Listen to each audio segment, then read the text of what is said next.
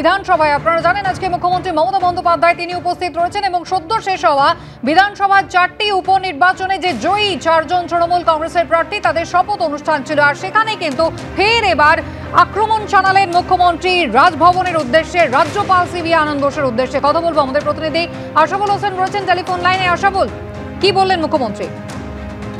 দেখো, আজকে 4 জন নবনির্বাচিত বিধায়ক তারা শপথ নিয়েছেন এবং অধ্যক্ষ বিমান বন্দ্যোপাধ্যায় তাদের শপথ বাক্য পাঠ করিয়েছেন।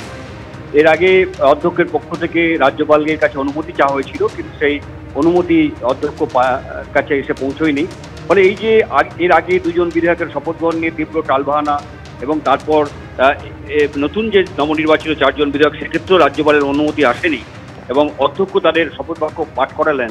এই বিতর্কে অংশ নিয়ে মমতা বন্দ্যোপাধ্যায় আজকে তীব্র ভাষায় রাজ্যপালকে আক্রমণ করেন এবং তাদের মুখ্যমন্ত্রী বলেন যে আমি বলবো আপনাকে যে আপনি লাইনে চলুন, আপনি বেলাইনে চলার চেষ্টা করবেন না, আপনি কোনো রাজনৈতিক দলের প্রতি অনুগত হতে পারেন না, আপনি সংবিধান মেনে চলুন, আপনি সংবিধান মেনে চলছেন না, আপনার বিরুদ্ধে কে পেনাল্টি দেবে?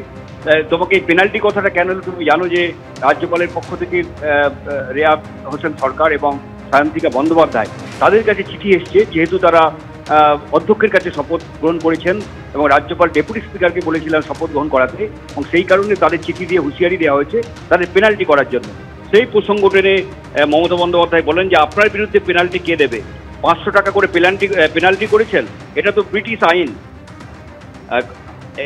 কনভেনশনকে মান্যতা দিতে হয়। কনভেনশনটা হচ্ছে যে অধ্যক্ষ তিনিই হচ্ছে বিধায়কদের শপথ বাক্য পাঠ করান, আর মন্ত্রীদের শপথ বাক্য পাঠ করান হচ্ছে রাজ্যপাল। আপনার কি টাকার খুব প্রয়োজন আছে? আপনার কি জলপানের জন্য টাকার প্রয়োজন? বলতে পারেন আমি ব্যবস্থা করে দেব।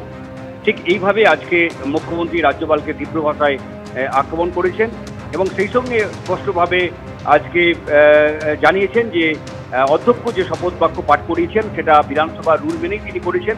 এবং আরেকটা বিশেষ বিষয় যে আজকে অধ্যক্ষ 4 জন বিধায়কের শপথ গ্রহণ করানোর পর গোটা অধিবেশনের কক্ষে, যদিও সেই সময় বিজেপি বিধায়করা কেউ উপস্থিত ছিলেন না, কিন্তু শাসক দলের সমস্ত বিধায়ক এটাকে টেবিল চাপড়ে এটাকে অনুমোদন করেন যে অধ্যক্ষ যে শপথ বাক্য পাঠ করালেন 4 জনকে তার অনুমোদন দেন আজকে, এবং তারা প্রত্যেকেই মমতা বন্দ্যোপাধ্যায় অধ্যক্ষকে ধন্যবাদ জানান এবং তাকে যে দীর্ঘ একটা যন্ত্রণা পোহাতে হচ্ছে এই শপথ গ্রহণকে ঘিরে রাজ্যপালের সঙ্গে যে অর্থাৎ রাজ্য রাজভবন সংঘাত কিন্তু মিটল না, বরং নতুন জল্পনা তৈরি হলো। আশাবুল, ধন্যবাদ।